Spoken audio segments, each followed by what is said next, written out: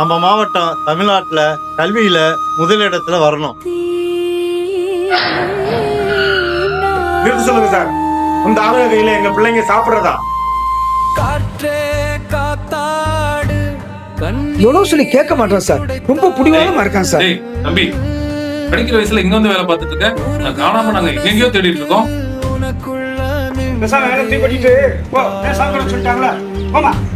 அழுகாம இருங்கம்மா.